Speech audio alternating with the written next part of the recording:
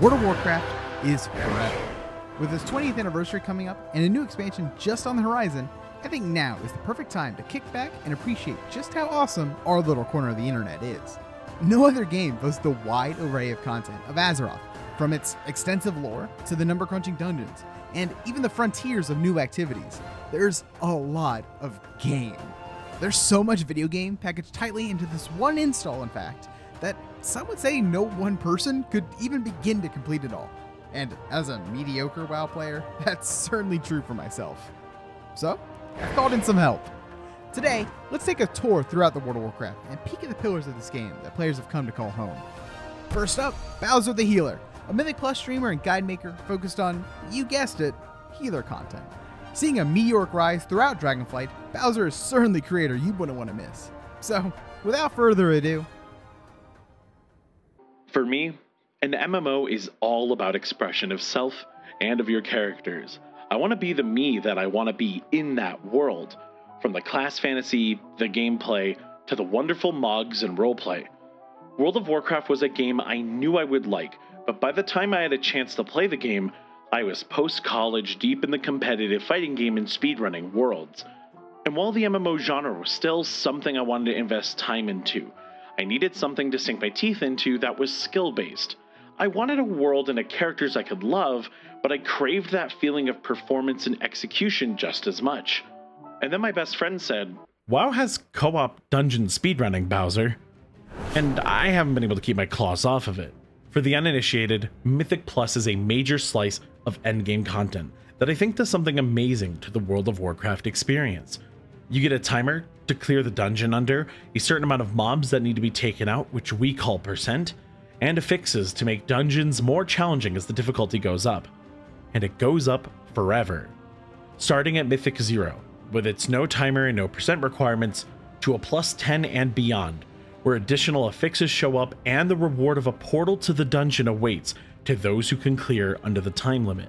Dungeons in WoW historically are very cool and thematically incredibly neat, but we outlevel, outgear, and outscale them, making them become almost trivial, which is tough, I think, when they're crafted as a part of the world building and storytelling, as well as being vessels to get some cool gear. But Mythic Plus makes you care just a bit more about the packs and the mobs and the bosses. They live longer, their spellcasts cause problems, and ask the players to use what they've learned from previous difficulties in dungeons. A move that does 10% of your health bar in a plus 2 might be doing 70% in a plus 10, which makes it go from a joke to damn near lethal. This means that dungeons that were previously trivialized or solved can become new playgrounds for our abilities. And playgrounds they are, with spellcasts and abilities from enemies now bringing threats that our resources like interrupts, stops, and defensives are used to counteract.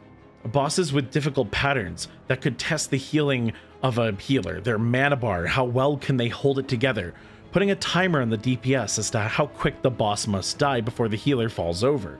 And the limit. How much can we pull and fight? Can we bring this pack of 5 monsters onto the boss and save time? Do we have enough control as a team to pull together these 2 packs and send out a bloodlust? Or do we save the heroism for a boss fight that maybe does kill us on round 3 because we're running out of defensives? Can we kill it in time? And while a group of friends can get together and enjoy this content, we can't forget about pugging. While it comes with its ups and downs, the game of Mythic Plus is very different with pugs. Where does this tank bring us? What is their route? We have 3 off-meta DPS pumpers. How well can they handle the enemy spellcast? How do I heal 3 DPS who've never pressed a defensive in their life as a Discipline Priest in a plus 13? And the beauty of Mythic Plus is that there are more solutions than you might think. A meta always develops on what specs and classes are strong, but off-meta Mythic Plus is just as exciting. How far can the Affliction Warlock go in Season 4 of Dragonflight? How does a spec with limited range like Preservation work with a Boomkin and a Marksman Hunter? How does the Prot Warrior thrive when it's fallen out of favor? How can they play to their unique strengths as a Protection Warrior in ways that other tanks can't? Mythic Plus brings us the full gameplay of our classes and specs, from the players who want to be a little more casual, get some gear, and have a nice small challenge, to the grinders looking to level up their gear and max it out, and to those who wish to find the absolute limits of their abilities. And for me, that's what got me into World of Warcraft more than any other video game. My character has a story, an outfit, and they live in this world, but we both got to push ourselves. I got to see the full power of what they can bring. It connects me not only to my character, but to the story of World of Warcraft. It's also connected me with new friends, ones that I think I'll have for the rest of my life. Every week, every day almost, I come out of runs with another story of what happened or you'll never believe this. This could be the whole game for me.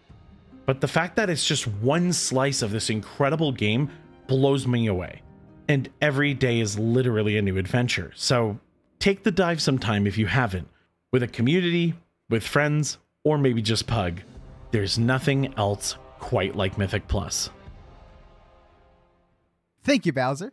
Up next, JaviHeals, a guide maker who has dedicated themselves to making World of Warcraft approachable for all with a tireless dedication and teaching. You may catch them for their guides that arrive just in the nick of time, their work with the Dungeon Dojo, or a myriad of other Azeroth's corners. Today, they'll be showing World of Warcraft's most bombastic and large-scale endgame activity, raiding. Hello, I'm Javier, who you may know as JaviHeals on YouTube. And I'm going to be talking to you today about raiding in World of Warcraft. Now, this is unlike anything else I've ever encountered in gaming. Although over the years there have indeed been numerous WoW killers, and I have also tried them all by the way, none have ever been able to truly encapsulate the same feeling that I get when I raid in WoW. My journey in WoW started about 15 years ago at age 13, and here I am still raiding. While the raids may have changed in both complexity and appearance many times over those years, the excitement I get for them has not. Which then begs the question then, what makes raiding in WoW just so special? If you're asking me, it's the people we meet along the way. And I know, that's probably going to sound really, really cringy, but I really do mean it. I have raided in a few different guilds over the years, and some of the people I've met and raided within them have actually become lifelong, in real life, friends. Raiding's all about having fun, but specifically as a team. This is going to also ramp up when we look at the higher difficulties like Heroic and even more especially in Mythic. On a Mythic raid team, it can take weeks and weeks or even months to clear the raid, and a lot of teams don't even get that far. But don't let that put you off. It requires an extraordinary amount of coordination to pull it off between you, which is 20 people in a team. And I'd be lying if I said it wasn't stressful. But imagine progressing through raids week by week, boss by boss, upgrading your gear and gaining power as you go. There's just nothing like it. And if you want something a bit more relaxed, there's 3 much easier difficulties, which are Heroic, Normal, and even looking for Raid, where you could just go in, kill the bosses, and get out. Coming with the War Within, we're even going to have a story mode, where you can go in at an even slower pace and just experience the story. So there really is something for everyone. Now, no matter which difficulty you choose, each one is going to take you to the moment where you defeat that final boss, bringing the story to a climactic conclusion, which is often accompanied by a cool cinematic and, of course, all the best gear that you can get your hands on. So imagine doing this with 19 of your best friends. And that is raiding in a nutshell. You have to think. You're spending the first few weeks of an expansion, doing the quests, going through the story, then going into 5-man dungeons, and then the big raid. That is the finale, and it all comes together. I often find that in games, you're just one person, and you know, are really super powered, but actually it feels more realistic if there was 20 of you going in to kill a big bad all together as a team. And I think that really helps with the kind of fantasy that I look to enjoy in games and the escapism.